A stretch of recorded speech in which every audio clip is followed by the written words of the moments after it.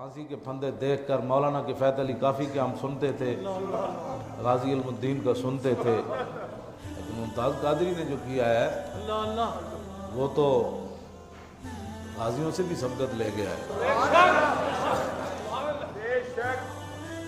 اس طرح جھوم کے کھڑے ہو کر، حالانکہ اور پھانسی کا یہ دستور ہے کہ جب بھی کوئی کسی کو لے جاتا ہے 2 پولیس والے دائیں 2 بائیں ہوتے ہیں، لیکن غازی صاحب 5 فٹ ان سے آگے جھوم کر چل رہے ہیں۔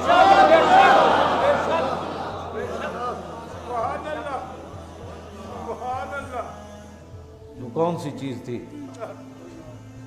اور غازی صاحب کا جو نوکر تھا وہ پولیس والا، وہ کہنے لگا غازی صاحب نے مجھے فرمایا تھا کہ میں نے روزہ رکھنا ہے، صبح پیر ہے، تو کہنے لگا میں نے جا کر 12:15 بجے جگا دیا۔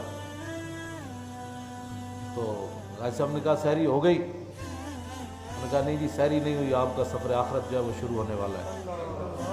وہ پولیس والا تڑپ کر بتا رہا تھا کہ غازی صاحب نے کہا الحمدللہ کیا ہے کون سی چیز ہے؟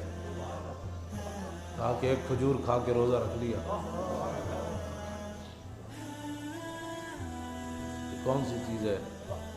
پھر وہ چلتے چلتے خود پھانسی کے پھندے تک گئے، پھر خود اوپر پھٹے کے چڑھے اور کہا کہ کس کس مدینہ پاک جانا ہے، میں تو جا رہا ہوں۔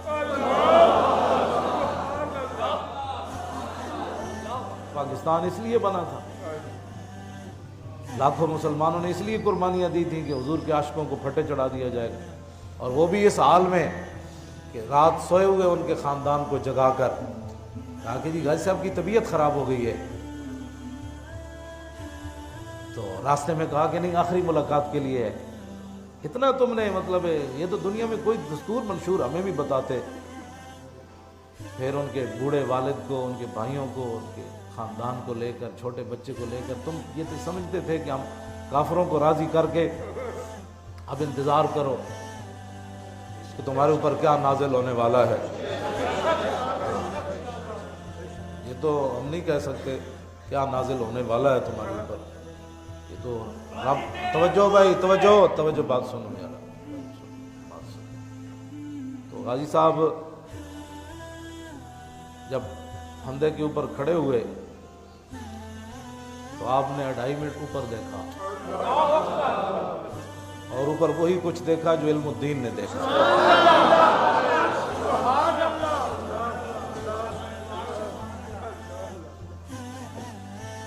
مالک فرما رہے تھے بھائی پھندے تک آؤ، آگے سنبھال لیں گے، آؤ تو صحیح نہ دے۔ تو مالکوں 2.5 منٹ اوپر دیکھنے کے بعد جلاد کو کہا کہ جب تک میں لبیک یا رسول اللہ نہ کہوں نا۔ یہ ہے اصل امت کو نعرہ جو دے کر گئے کہ پھانسی کے پھندے کے اوپر بھی دودھ پینے والا بچہ چھوڑ کر بندہ جائے، اور اب وہ چلتا پھرتا ہو اور دیکھ کر آنسو بھی نہ آئے۔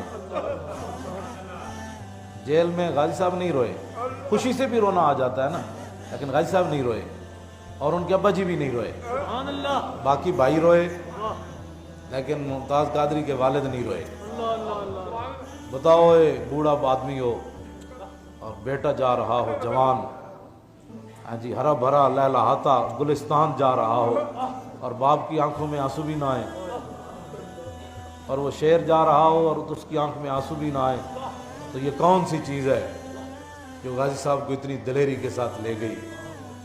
یہ وہی بات ہے جو صحابہ کو بدر میں لے گئی، یہ وہی بات ہے جو صحابہ کو احد میں لے گئی، یہ وہی بات ہے جو صحابہ کو خندق میں لے گئی، یہ وہی بات ہے جو صحابہ کو سمندروں میں لے گئی، یہ وہی بات ہے۔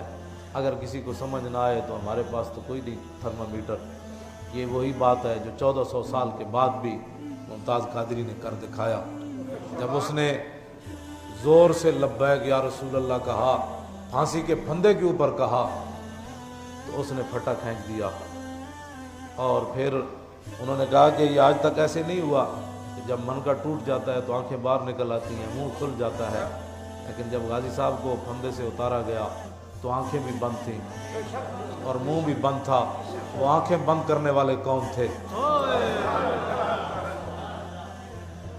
اور وہ منہ کو سمیٹنے والے کون تھے؟ وہی تھے کہ محمد سے وفات ہو گئی۔